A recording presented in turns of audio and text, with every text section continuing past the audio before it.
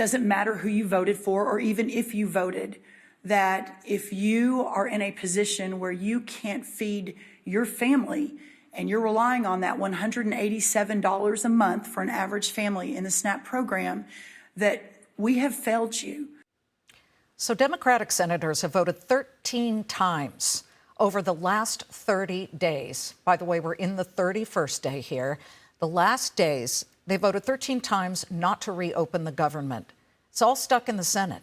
The Senate adjourned yesterday and will not return until Monday, which will extend this shutdown to a 34th day.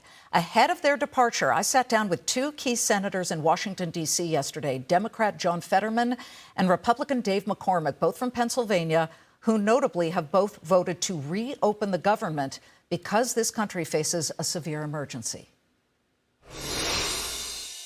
Senator Fetterman, you just came off the stage at the Goldman Sachs Summit. After apologizing to the American public and to this audience for the government shutdown, were you apologizing for the Democrats consistently voting to keep it closed? I'm just collectively. I mean, it's devastating, for me. We need to be better in this and find a way forward. And I am deeply, and I believe my friend is too, we need to feed these people. We have to pay all these people. And now, why would we want to tax our air traffic controllers? They're already stretched to the minimum. Why would we want to mess with our flying in our nation now, too? It's this thing has run its course. And now, for me, all I can say to a bunch of small business owners is hey, I'm sorry. We aren't the kind of example that you all deserve and what our nation deserves. So, of course, that's why I wanted to apologize, because, we're into a month of this. It's how can we give them advice? Our business has been closed by choice. And, that dysfunctional. So, that's a fail. Senator McCormick, do you echo that sentiment? Are you sorry? Yeah, we have been in agreement from day one that we need to keep the government open. It's the basic responsibility, and now it's really starting to hurt Pennsylvanians. As a senator said, 2 million Pennsylvanians are the recipients of SNAP. And, he's been very courageous about voting to open up the government, despite the fact that the majority of his party is not there. I said that I would be in the same position. In other words, if the Democrats were in the majority in the White House, I would vote to keep the government open. And the reason is we have policy differences. We have to determine those, what we should do with the continuation of the ACA subsidies. But the thing we both agree on is, listen, we got to get this government up and running because it's really hurting people, particularly working people. I'm sitting here with two senators, a Democrat and a Republican, and both are from the swing state who truly matters. But this looks like a perfect pairing for a coalition to build, to get together and end this government shutdown. Why are you two not doing that and getting others on either side together? Or are you? Well, I think there's lots of good conversations going on that'll hopefully open back up the government. There's some fundamental differences. I think Senator Fetterman and I agree, or I know we agree, that shutting down the government is not the way to get political leverage or try to advance your political objectives. Again, either party, the way to make decisions, even the most controversial ones, is to have people sit down in a room and actually go through the negotiation. So we think that the best way to get to those compromises, whatever they will be, is to get the government up and running and not have people suffering, not getting paid, not getting the SNAP benefits while the government sits idle. Well, perhaps the most motivating factor is about to hit the entire nation and Congress square in the face, and that would be Saturday. SNAP benefits, the food stamps, run out. This is extraordinarily important for 42 million Americans, 1 in 5 children.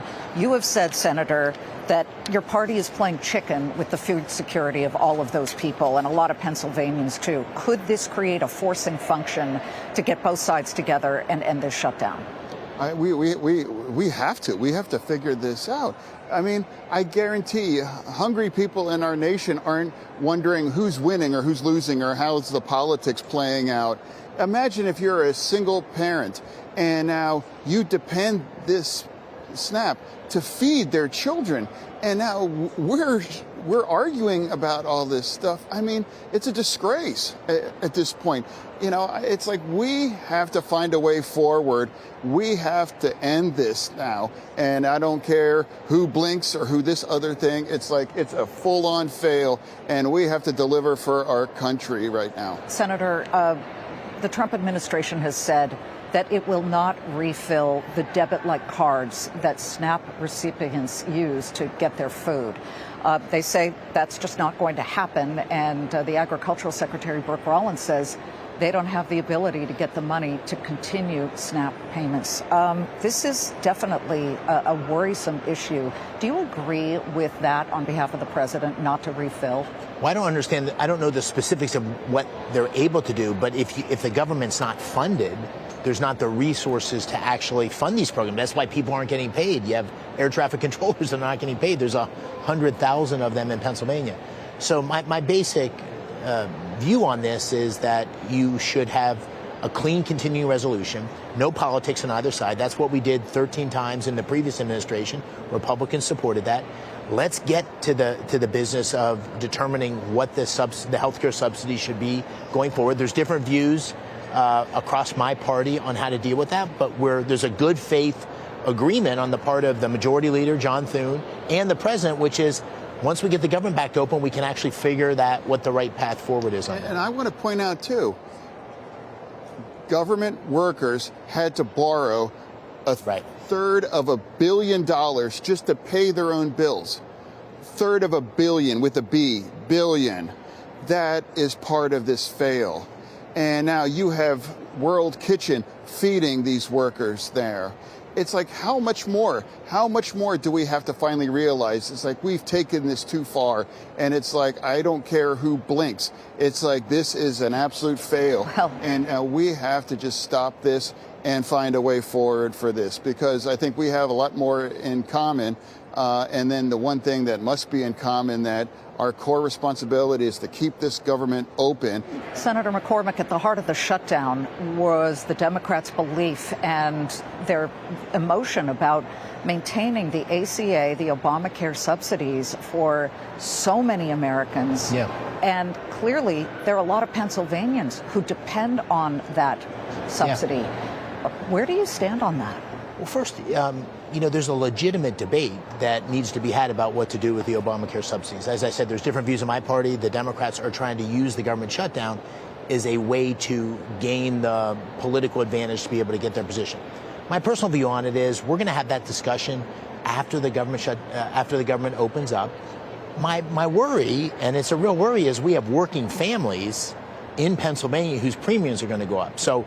And materially. So that's my focus. Do you trust Republicans if they were to say, look, open the government, we'll do a continuing resolution, and then we will discuss some type of wheeling and dealing when it comes to the health care subsidies? I do believe that they're honorable about this, because they also understand that a lot of their own constituents are going to be impacted by this health care situation now, too. And I do believe it may not be exactly what we demand or what we've designed when we were in the majority, but I do believe there is a way forward that can address the premiums. Now they're going to go up. And so we have to trust each other. We need each other. That's how this works. And the military. Senator McCormick, you served in the military in the first war in Iraq, and obviously you're very, very cognizant of the issues there. The military have been able to be paid for a couple of weeks, but Secretary Scott Bessent told CBS News last Sunday, it's not we sustainable. Can't do it. It's not sustainable. Yeah. What is the answer here for that? Well, it's open the government. Honestly, I mean, it's that simple. The idea that you would have people, but it's air traffic controllers and border patrol and so forth, but people who are literally on the front line defending America, putting themselves in harm's way. The idea that you would actually not pay them is unthinkable. It's unthinkable. And it's got to be unthinkable for both Republicans and Democrats. This isn't a political point. And so that's why it all seems so insensitive and nonsensible to me. I want to add this because it's like the world's strongest and biggest military we shouldn't have to depend on a generous donor to pay our service members. That's a disgrace. Absolute failure. The world's biggest military, and we're depending on a generous donor. That's absolutely unacceptable.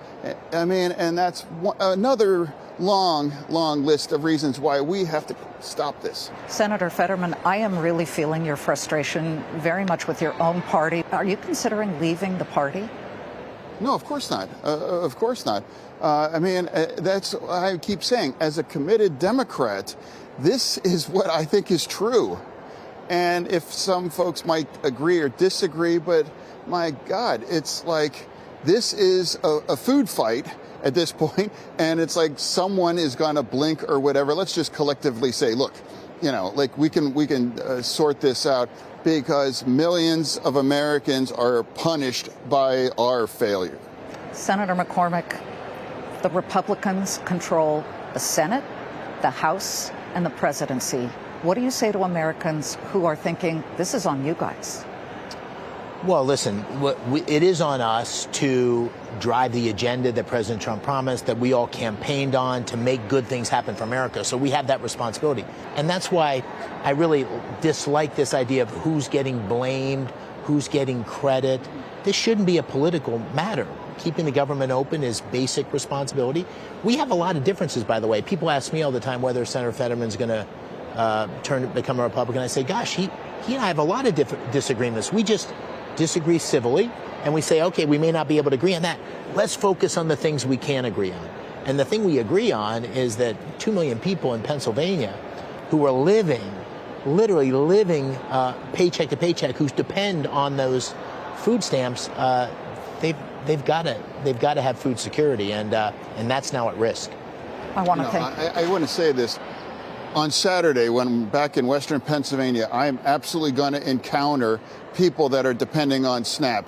And if they ask me, it's like, this is an empty card. I've got 3 kids to feed. Why?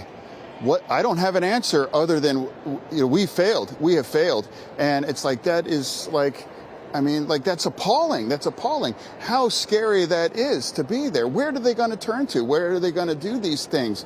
And now this is what I'm saying. Like, I mean, yeah, you pick up on my frustration. Yeah, you're damn right. I'm frustrated because we've taken this as far as it can go, because on Saturday, the hammer drops, and that is serious, the kinds of outcomes that I ever absolutely be a part of or vote to continue this. I want to thank you both very much. This is the kind of conversation that Americans actually appreciate hearing. Both sides, thank you very much. Thank you. Really appreciate it.